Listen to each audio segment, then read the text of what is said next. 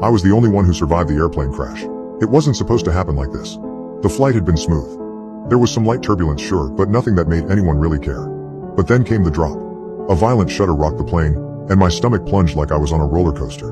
The seatbelt sign blinked on, followed by the frantic voice of the pilot crackling through the intercom, his tone strained but trying to sound calm. "Ladies and gentlemen, please fasten your seatbelts. We've encountered some unexpected." I never heard the rest of his sentence. The plane jerked again, harder this time. Screams erupted from every side of me. The oxygen mask fell from the ceiling, swaying wildly as the plane dipped at a terrifying angle. The windows exploded with flashes of lightning as we plummeted further into the storm.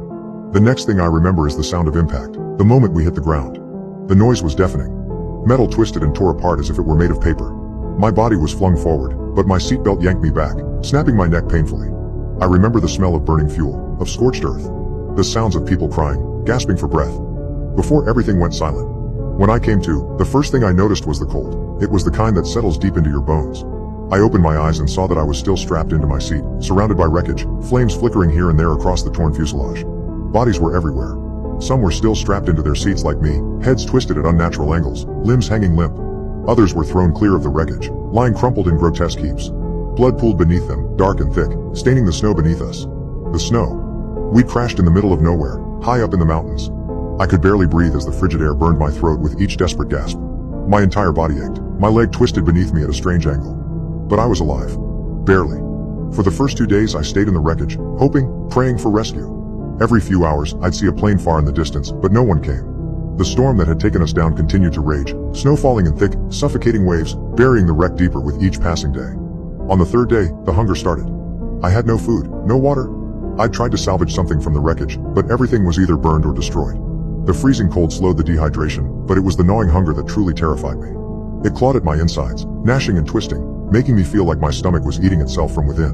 The hunger pains came in waves, relentless and cruel. By the fourth day I started hallucinating. I saw shadows dancing just beyond the wreckage, heard whispers in the wind, familiar voices calling my name, laughing, taunting me. But the worst part wasn't the hunger. It was the growing realization that I was completely, utterly alone. I tried to stay focused, to keep myself sane, but by the fifth day something inside me snapped. My mind grew foggy and the hunger, it became unbearable. I could feel myself slipping, the thin thread of hope fraying and breaking. And that's when I looked at them, the bodies. They were frozen solid, pale and stiff, but untouched. Preserved. Flesh still clinging to their bones. Meat. I don't know when the thought first crossed my mind, but once it was there it refused to leave. I tried to shake it off, telling myself it was madness, desperation. But the more I stared at them, the more my mind conjured images I didn't want to see.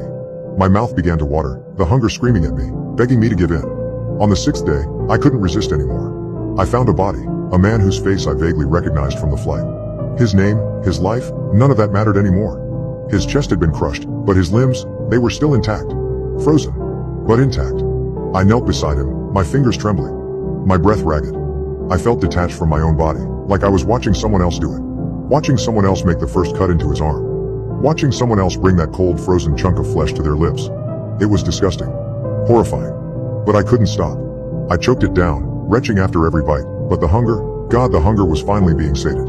Each bite made the shame burn hotter, but the relief was stronger. I was saving myself. I had to survive. There was no other way.